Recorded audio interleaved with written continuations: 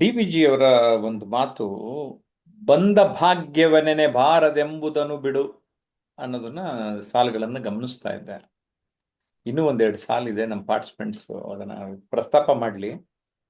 ಬಂದ ಭಾಗ್ಯವನೆನೆ ಬಾರದೆಂಬುದನ್ನು ಬಿಡು. ಈಗ ಏನೇನೋ ಭಾಗ್ಯ ಇದೆ ನಮಗೆ ಆಲ್ರೆಡಿ. ಆ ಭಾಗ್ಯದ ಒಂದು ಪರಿವೆ ಅಥವಾ ಅರಿವು ನಮಗೆ ಇಲ್ದಲೇನೆ ನಾವೊಂಥರ ಕೊರಗ್ತಾ ಇರ್ತೀವಿ, ಗೊಳೋ ಅಂತ ಇರ್ತೀವಿ. ಆ ರೀತಿ ಅನ್ನೋದು ಬೇಡ. ಫಸ್ಟ್ ನಿಮ್ಮ ಬಳಿ ಏನೇನೋ ಇದೆ ಭಾಗ್ಯ, ಆ ಭಾಗ್ಯವನ್ನ ಅರಿಯಿರಿ ಅಂತ ಹೇಳ್ತಾ, ಯಾವುದೋ ಬೇಕು ಅದು ನನಗೆ ಸಿಕ್ಕಿಲ್ಲ ಅನ್ನೋ ಬದಲು ಅದನ್ನು ಪ್ರಯತ್ನ ಪಟ್ಟು ಪ್ರಯತ್ನಶೀಲರಾಗಿ ಅದನ್ನು ನಿಮ್ಮದನ್ನಾಗಿಸಿಕೊಳ್ಳಿ ಅಂತ ಹೇಳ್ತಾ, ಹರಿಪ್ರಸಾದ್ ಅವರು ಈ ವಿಚಾರದ ಬಗ್ಗೆ ಏನ್ ಮಾತಾಡ್ತಾರೆ ಕೇಳ್ತಾನೆ. ಎಸ್ ಹರಿಪ್ರಸಾದ್. ನಮಸ್ಕಾರ ಸರ್. ಬಂದ ಭಾಗ್ಯವ ನೆನೆ ಬಾರನೆಂಬುದನ್ನು ಬಿಡು ಅಂತ DVG ಅವರ ಮಾತು ಬಹಳ ತತ್ವಭರಿತವಾಗಿದೆ. ಅವರ ಮಂಕುತಿಮ್ಮನ ಕಗ್ಗದ ಒಂದು ಮಾತಿದು. ಅವರ ಮಾತೆ ಅವರ ಜೀವನವೇ ಒಂದು ನಾವು ಪಾಠ ಆಗುತ್ತೆ.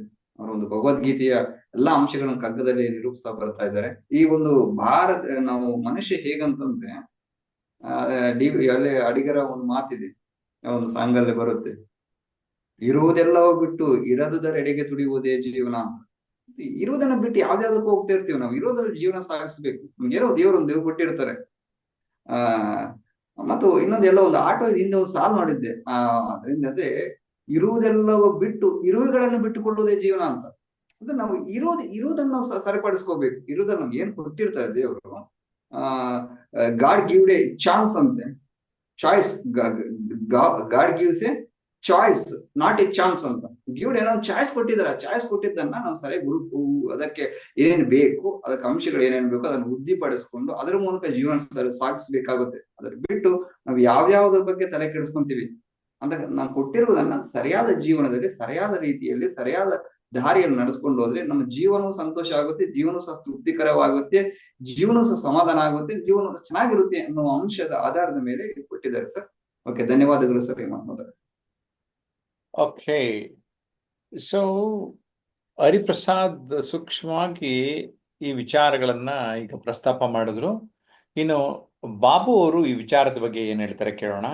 ಬಾಬು ಅವರೇ ನಮಸ್ಕಾರ. ನಮಸ್ಕಾರ ಸರ್, ಎಲ್ರಿಗೂ ನಮಸ್ಕಾರ. ನೋಡಿ, ಅದು ಕಗ್ಗದ ಸಾಲು ಬಹಳ ಅರ್ಥಪೂರ್ಣವಾಗಿದೆ. ನಾವು ಬೇರೆಯವ್ರನ್ನ ಹೋಲಿಕೆ ಮಾಡ್ಕೋತೀವಿ, ಕಂಪೇರ್ ಮಾಡ್ಕೋತೀವಿ.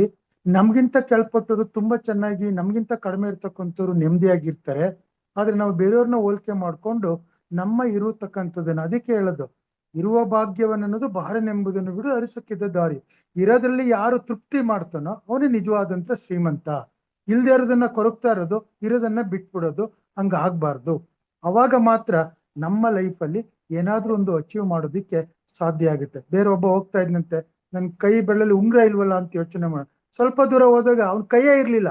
ಸದ್ಯ ನನ್ ಕೈಯಾರು ಚೆನ್ನಾಗಿದೆಯಲ್ಲ ಅಂತೇಳಿ. ಯಾಕೆ ಅಂದ್ರೆ ನಾವ್ ಇಲ್ದೇ ಇರೋದ್ ಕಡೆ ಜಾಸ್ತಿ ವಾಲ್ತೀವಿ.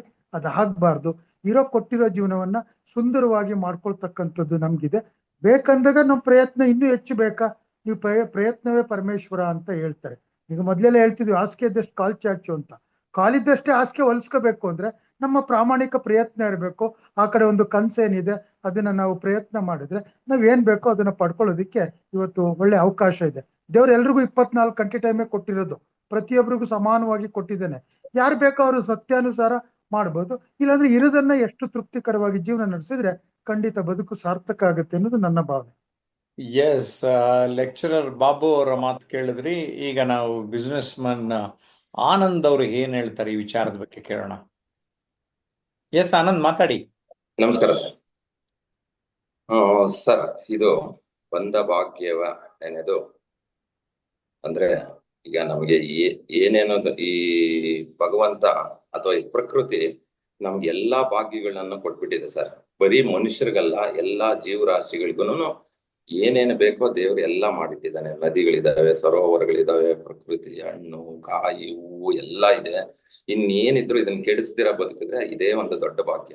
ಅದರಲ್ಲಿ ಮನುಷ್ಯನಿಗೆ ಕೆಲವು ಮೂಲಭೂತವಾಗಿ ಅವನು ಬದುಕಬೇಕು ಅಂದ್ರೆ ಅವನಿಗೆ ಮನೆ ಬೇಕು, ಬಟ್ಟೆ ಬೇಕು, ಮತ್ತೆ ಕೆಲವು ಇನ್ನೇನೋ ಕೆಲವು ಬೇಕು. ಇದರಲ್ಲಿ ಮೇಲು ಕೀಳು ಮತ್ತೆ ಕೆಳವರ್ಗ ಮೇಲ್ವರ್ಗ ಈ ತರ ಎಲ್ಲ ಮನುಷ್ಯ ಡಿವೈಡ್ ಮಾಡ್ಕೊಂಡು ಅವನ ಮನಸ್ಥಿತಿಯಲ್ಲಿ ಬದುಕ್ತಾ ಇದ್ದಾನೆ.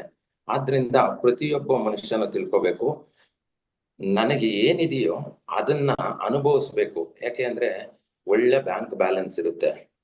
ಮತ್ತೆ ಇನ್ಯಾರನ್ನೂ ನೋಡಿ ಅಯ್ಯೋ ನನ್ನ ಹತ್ರ ದುಡ್ಡಿಲ್ಲ ಅಂತಾರೆ.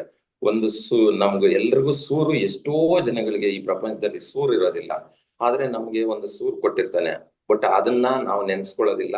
ಬೇರೆ ಇನ್ಯಾರನೋ ಏನೋ ನೋಡಿ ಇನ್ನೂ ದೊಡ್ಡದಾಗಿ ನೋಡಿ ಅಸೂಯೆ ಪಟ್ಕೊಳ್ತಾ ನಮ್ಮ ಏನೇನ್ ನಮ್ಮ ಭಾಗ್ಯಕ್ಕೆ ಬಂದಿದೆಯೋ ಅದನ್ನ ಸಂತೋಷವಾಗಿ ಅನುಭವಿಸಿದಾಗ ಮಾತ್ರ ಇದಕ್ಕೊಂದು ಬೆಲೆ ಸಿಗುತ್ತೆ ಸರ್. ಯಾಕೆಂದ್ರೆ ಇಲ್ಲಿ ಯಾವಾಗ್ಲೂ ನಮ್ಮ ಈ ನೇಚರ್ ಹೆಂಗಿದೆ ಅಂದ್ರೆ ಯಾವಾಗ ಎಲ್ಲಿ ನೋಡಿದ್ರು ಡಿಫ್ರೆನ್ಸಿಯೇಷನ್ ಇರುತ್ತೆ. ನಾವು ಪ್ರತಿಯೊಂದನ್ನು ನಾವು ಅಳತೆ ಮಾಡ್ಕೊಳ್ತಾ ಕೂತ್ಕೊಂಡ್ರೆ ನಮ್ ಸಂತೋಷಕ್ಕೆ ಕಡಿವಾಣ ಆಗ್ತಂಗಾಗುತ್ತೆ. ಆದ್ರಿಂದ ನಮ್ಗೆ ಎಷ್ಟು ಕೊಟ್ಟಿದಾನೋ ಅಥವಾ ನಾವು ಎಷ್ಟು ದುಡ್ದಿದ್ದೀವೋ ಅಥವಾ ನಮ್ಗೆ ಎಷ್ಟು ಸಂತೋಷ ಪಟ್ಟು ನಾವ್ ಏನೇನ್ ಕೆಲಸ ಮಾಡ್ತಾ ಇದ್ದೀವೋ ನಾವ್ ಏನೇನ್ ಆಗಿದ್ದೀವೋ ಅದನ್ನ ಸಂತೋಷ ಪಡ್ಬೇಕು ಅಂತೇಳಿ ನಾನು ಈ ಮೂಲಕ ತಿಳಿಸ್ಕೊಡ್ತಾ ಇದ್ದೀನಿ ಸರ್. ಧನ್ಯವಾದಗಳು. ತುಂಬಾ ಸಂತೋಷ. ಈಗ ವಕೀಲರಾದ ಅನಿತಾ ಮೇಡಮ್ ಏನ್ ಹೇಳ್ತಾರೆ ಕೇಳೋಣ. ನಮಸ್ತೆ ಎಲ್ಲರಿಗೂ. ಬಂದ ಭಾಗ್ಯವನ್ನೆಳೆದು ಬಾರದೆಂಬುದನ್ನು ಬಿಡು. ಇದು ತುಂಬಾ ನನಗೆ ಇಷ್ಟ ಆಗಿರೋ, ತುಂಬಾ ಇಷ್ಟ ಆಗಿರೋ ಕೋಟ್. ಯಾಕೆಂದ್ರೆ ಇವತ್ತಿನ ಪ್ರಪಂಚನ, ಇವತ್ತಿನ ಜನರೇಷನ್ ಅಂತಲ್ಲ, ಇದು ತುಂಬಾ ಬರೆದು ತುಂಬಾ ವರ್ಷಗಳಿಗೆ ಆಗಿದೆ. ಮನುಷ್ಯರ ಗುಣನೇ ಹಾಗೆ, ತನ್ನ ಹತ್ರ ಏನಿದೆಯೋ ಅದಕ್ಕೆ ವ್ಯಾಲ್ಯೂ ಕೊಡಲ್ಲ, ತನ್ನ ಹತ್ರ ಏನಿಲ್ವೋ ಅದು ಬೇಕು ಅಂತ ಆಸೆ ಪಡ್ತಾರೆ.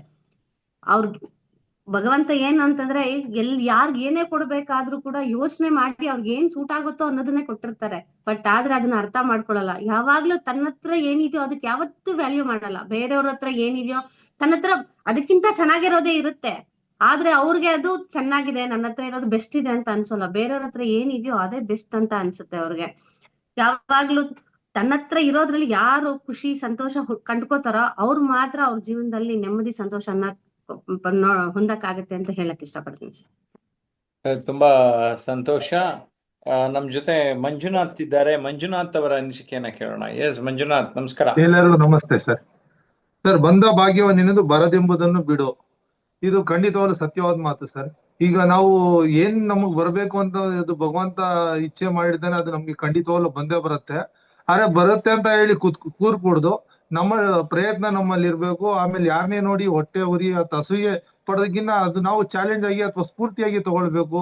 ಇವರೆಲ್ಲ ಇಷ್ಟು ಎತ್ತರವಾಗಿ ಬೆಳೆದಿದ್ದಾರೆ, ನಾವು ಕೂಡ ಪ್ರಯತ್ನ ಪಟ್ರೆ ಖಂಡಿತವಾಗ್ಲೂ ಆಗತ್ತೆ ಅನ್ನೋ ಒಂದು ಮನೋಭಾವ ಇಟ್ಕೊಂಡ್ರೆ ಖಂಡಿತವಾಗ್ಲೂ ನಾವು ಆ ಗುರಿ ಹೋಗಿ ಮುಟ್ತೀವಿ ಅನ್ನೋ ನಂಬಿಕೆ ನಂದು ಸರ್. ಧನ್ಯವಾದಗಳು ಸರ್. ಎಸ್ ವೀಕ್ಷಕರೇ, ಕೇಳಿದ್ರಲ್ಲ, ಒಬ್ಬೊಬ್ಬರ ಅನಿಸಿಕೆಯು ಒಂದೊಂದು ರೀತಿ ವಿಭಿನ್ನವಾಗಿತ್ತು, ವಿಶಿಷ್ಟವಾಗಿತ್ತು. ನಿಮ್ಗೇನ್ ಅನ್ನಿಸ್ತು ಅನ್ನೋದನ್ನ ನೀವು ಕಾಮೆಂಟ್ ಮಾಡೋದ್ರ ಮೂಲಕ ನಮ್ಮ ಗಮನಕ್ಕೆ ತೆಗೆದುಕೊಂಡು ಬನ್ನಿ. ಉತ್ತಮವಾದ ಕಾಮೆಂಟ್ಗೆ ನನ್ನ ಕಡೆಯಿಂದ ಬಹುಮಾನ ಕೂಡ ನೀವು ನಿರೀಕ್ಷೆ ಮಾಡಬಹುದು. ಜಯಪ್ರಕಾಶ್ ನಾಗತಿಹಳ್ಳಿ ಮತ್ತು ಟ್ರಾನ್ಸ್ಫಾರ್ಮೇಶನ್ ಅನ್ಲಿಮಿಟೆಡ್ ಎರಡೂ ಯೂಟ್ಯೂಬ್ ಚಾನಲ್ ಇನ್ನೂ ಸಬ್ಸ್ಕ್ರೈಬ್ ಮಾಡಿಲ್ಲ ಅಂದ್ರೆ ಈಗಲೇ ಸಬ್ಸ್ಕ್ರೈಬ್ ಮಾಡಿ, ಲೈಕ್ ಮಾಡಿ, 100 ಜನಕ್ಕೆ ಶೇರ್ ಮಾಡಿ. ಬಾಯ್ ಬಾಯ್.